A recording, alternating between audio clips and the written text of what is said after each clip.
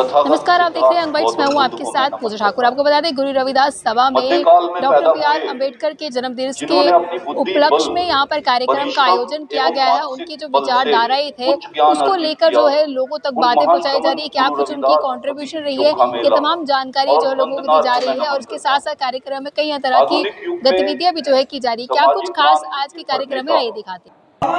आपको कॉन्स्टिट्यूशन दिया, आपको पार्लियामेंट दिया कि political power is the master की गुज्जा बंदर।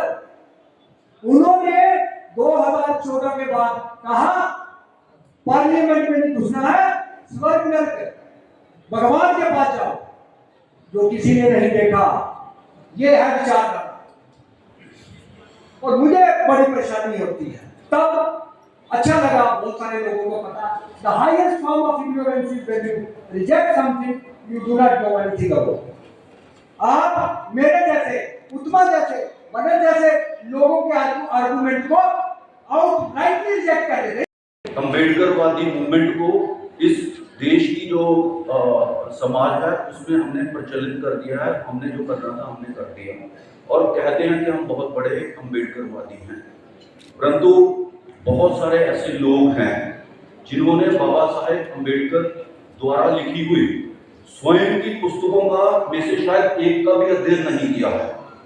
तो जो लोग उस सामाजिक प्रयोजन से अपने आप को जोड़े हुए हैं उनसे मेरा ये निवेदन है कि कम से कम एक पुस्तक, बाबा साहेब अम्बेडकर की एक पुस्तक का अध्ययन को जरूर करें और उसमें एक पुस्तक को ही पढ़ के अगर वो सूक्ष्म और फोकस माइंड से उस पुस्तक को पढ़ेंगे, दिमाग से उस पुस्तक को पढ़ेंगे, तो उनके दिमाग पर मकड़ी के जो जाले पड़े हुए हैं वो अपने आप ही साफ हो जाएंगे। उनको एक क्लियर विजन प्राप्त होगा सोचने का।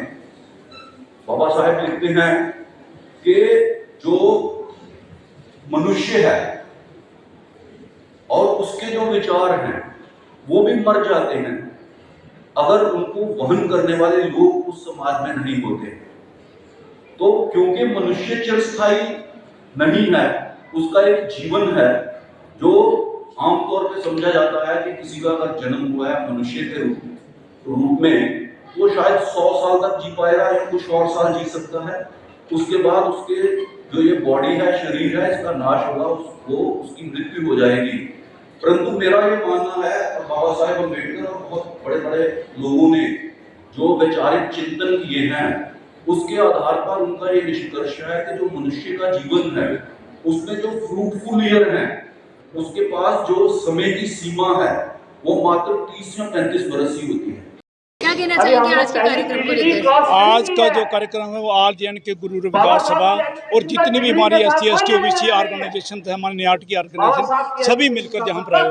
आज यहाँ पर नितिन कश्यप जी जो कि फॉर्मर लॉ सेक्रेटरी हैं गवर्नमेंट ऑफ इंडिया के और कैट के मेंबर हैं, वो आज के हमारे चीफ गेस्ट हैं। और जितनी भी हमारी सभाएं हैं SC ST OBC की जितनी भी हमारी सभाएं हैं सभी मिलकर जो आज का प्रोग्राम कर रही हैं, हमारे लिए आज बहुत ही खुशी का दिन है। क्योंकि आज बाबा साहब की बदौलत जो कुछ है, चाहे नारी जाति की बात करें, नारी जाति के मुक्तिदाता बाबा साहब हैं। क्योंकि भारतीय नारी का कोई सम्मान नहीं था, नरक का द्वार समझा जाता, लेकिन बाबा साहब ने उन्हें कहा भीम राव ने जग जननी दा एडा मान ਵਧਾਇਆ जिन्हों पैरों की जुत्ती कहते सिर का ताज। आज हमारी औरतें सिर का ताज है, PM है, DM है, CM है, बाबा साहब की बदौलत हैं, संविधान की बदौलत हैं। तो आज हमको छत नमन करते हैं और पूरे देशवासियों को, पूरे विश्ववासियों को बहुत बहुत बधाई, बहुत बहुत बधाई। यही हमारे लिए दिवाली है जी। आज के कार्यक्रम में क्या कुछ खास किया जा रहा है? आज के हमारा कल्चरल प्रोग्राम था और हमारे जितने भी स्पीकर्स हैं सारी जो हमारी SC ST OBC के उनके प्रेसिडेंट बोले हैं और कल्चरल प्रोग्राम भी था, बाबा साहब के ऊपर था।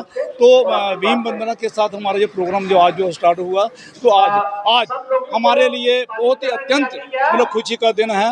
क्योंकि हज़ारों सालों की जो गुलामियाँ थी बाबा साहब ने अपने संविधान के द्वारा काटी हैं। और ख़ास करके मैं नारी जाति की बात करूँगा कि नारी जाति के मुक्तिदाता जो है भारत रत्न भीमराव अम्बेडकर हैं। जय भीम, जय भारत।